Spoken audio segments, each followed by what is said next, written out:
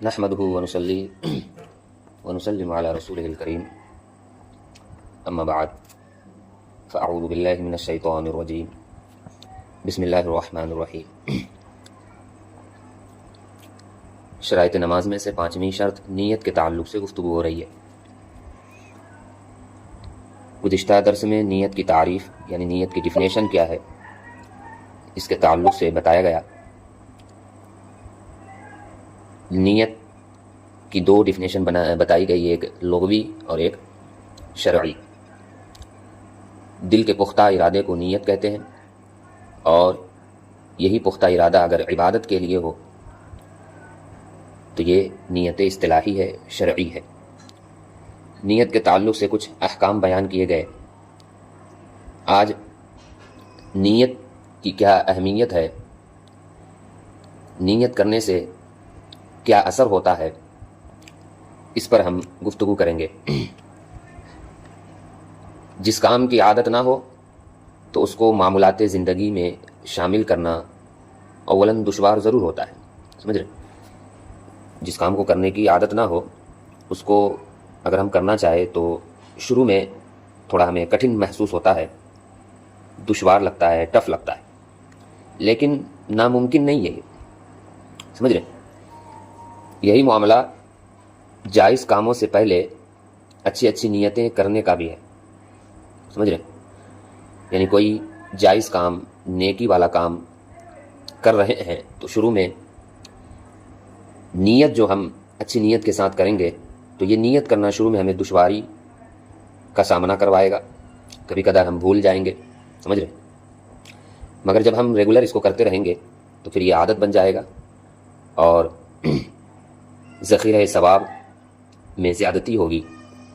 लेकिन बंदा अगर किसी जायज़ काम को पाए तकमील तक पहुँचाने का पुख्ता आज़्म कर ले तो फिर उसके इरादों को कमज़ोर करना बहुत मुश्किल है, समझ रहे।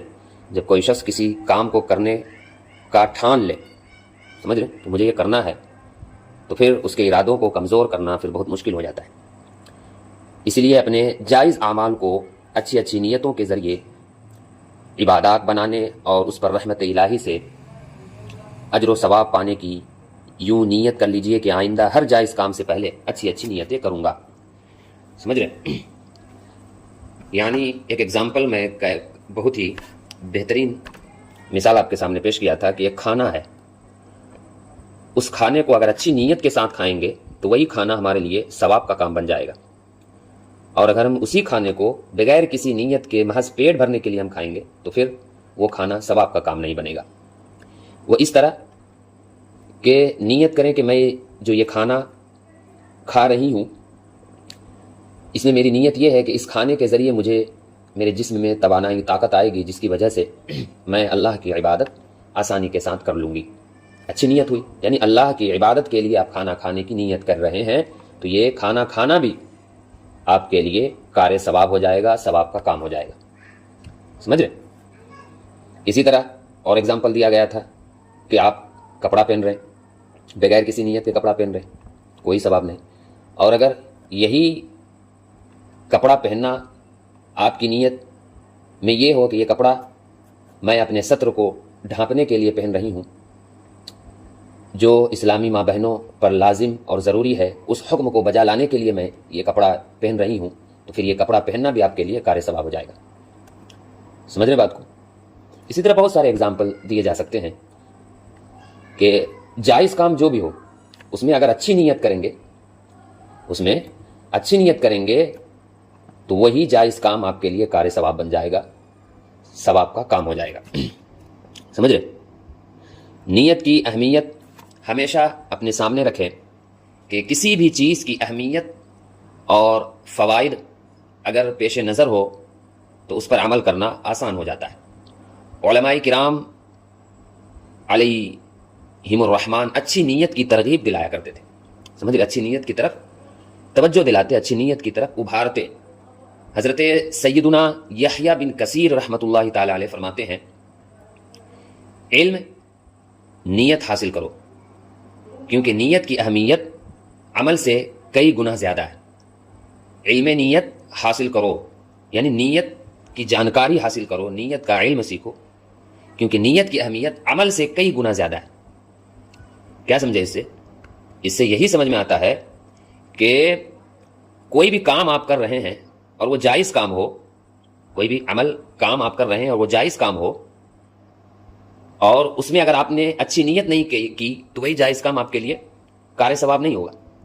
लेकिन अगर उसमें आपने अच्छी नीयत कर ली तो फिर वही जायज़ काम आपके लिए सवाब का काम बन जाएगा। आगे फरमाते हैं कि अच्छी नीयत के बगैर गुफ्तगू भी ना करो, यानी बातें भी ना करो अच्छी नीयत के बगैर। समझ रहे हैं? क्या समझ में आया इससे?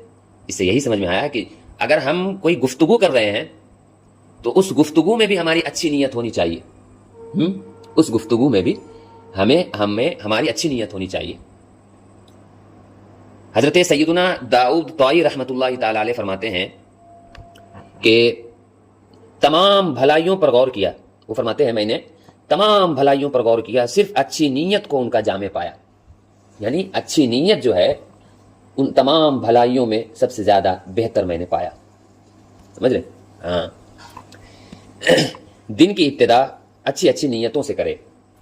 दिन की इब्तिदा जैसे आप उठे तो उठने के बाद हम जो सबसे पहले हमारा जो काम होना चाहिए वो यही होना चाहिए कि हम अच्छी अच्छी नीयतें कर लें। समझ रहे? वो किस तरह और क्या करें?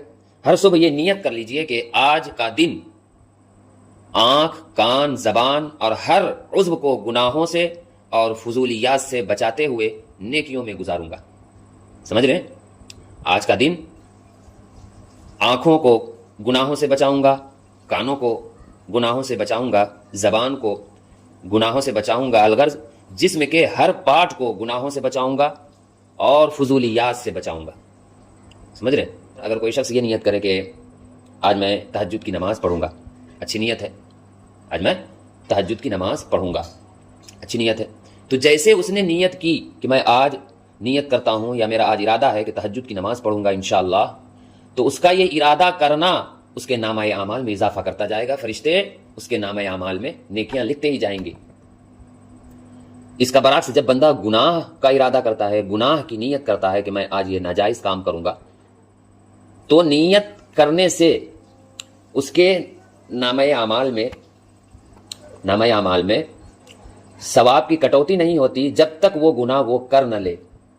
अल्लाह कितना रहीम है कि हम अच्छी नीयत कर रहे हैं तो नियत करने की वजह से और जब हम वो काम करेंगे तब तक हमारे नामाए आमाल में इजाफा होता ही रहेगा, और गुनाह जब तक हम कर न ले तब तक हमारे नामाए आमाल में गुनाह नहीं लिखा जाएगा। समझ रहे बात को? अच्छे लोगों की सोहबत इख्तियार कीजिए। सोहबत असर रखती है, यानी दोस्त ऐसा इंतखाब में लाए, दोस्त ऐसे लोगों को चुने जो आपकी उखरवी जिंदगी को कामयाब बनाने वाला हो, ना कि दुनियावी जिंदगी को कामयाब बनाने वाला। समझ रहे? ना कि दुनियावी जिंदगी को कामयाब बनाने वाला हो। एक हदीस पाक है कि बंदा दोस्त के दीन पर होता है, बंदा दोस्त के दीन पर होता है। यानी क्या मतलब है इस हदीस का? इस हदीस का मतलब यह है कि दोस्त ऐसा रखे जो आपको दीनदार बना दे, दोस्त ऐसा ना रखे जो आपको बेदीन बना दे, दोस्त ऐसा ना रखे जो आपको बेहिजाब बना दे, दोस्त ऐसा ना रखे जो आपको बदजबान बना दे, बदअफ़आल करने वाला बना दे, गुनाहों में मुब्तला करने वाला बना दे। समझ रहे?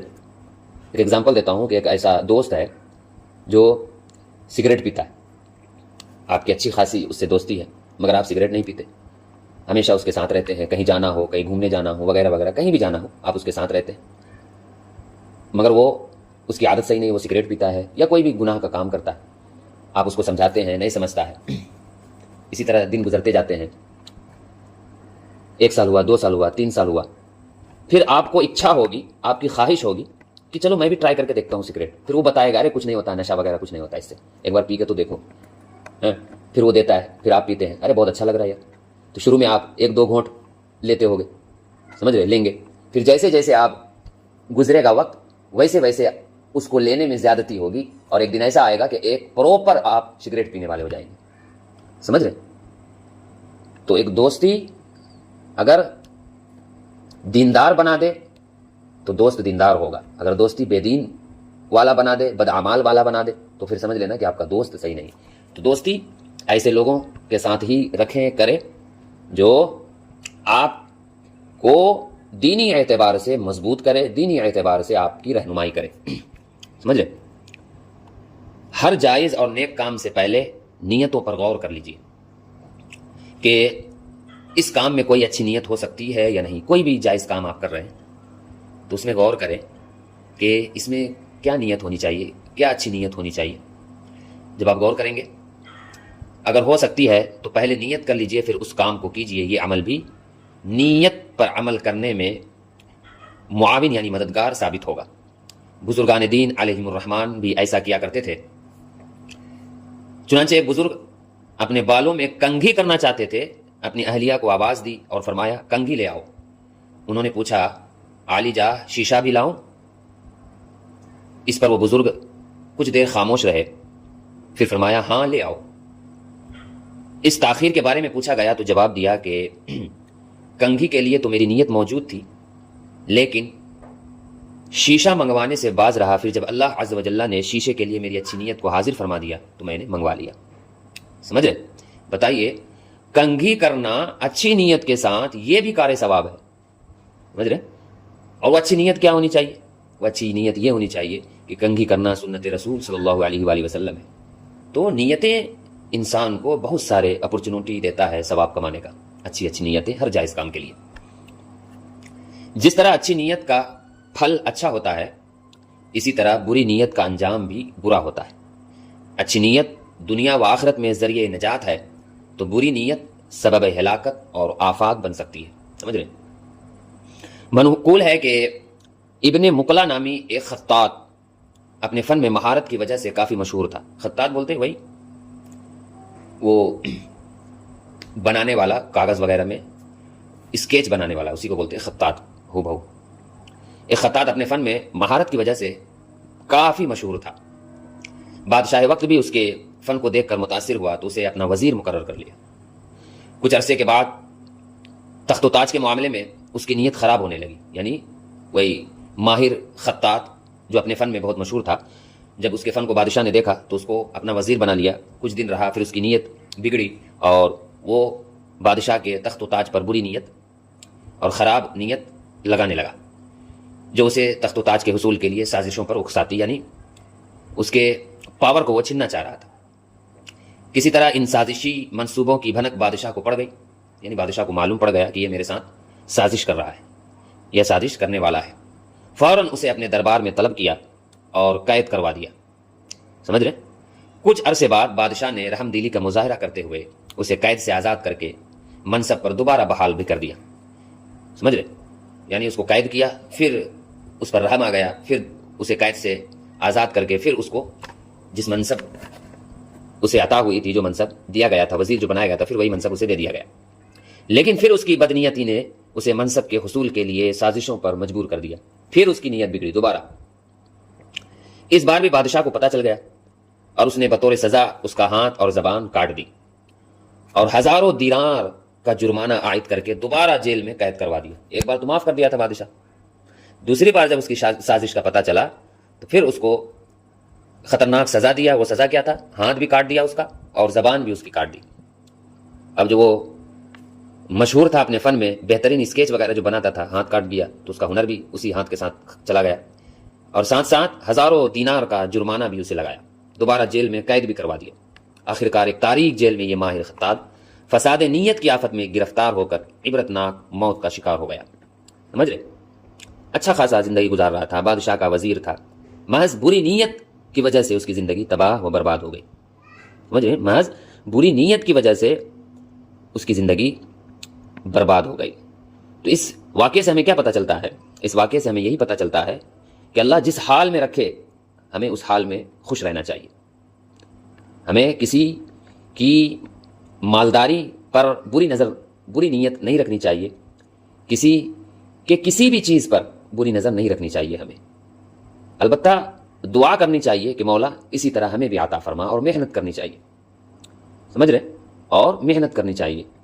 انشاءاللہ تبارک و تعالی جب آپ کی نیتیں اچھی ہوگی تو مولا آپ کی نیتیں اچھی ہونے کی وجہ سے آپ کے کام میں آسانیاں پیدا کر دے گا. تو حرص، لالچ، حسد، بغض کینہ، یہ سب ہماری زندگیوں میں نہیں آنے چاہیے ایک اچھا انسان بننے کے لیے.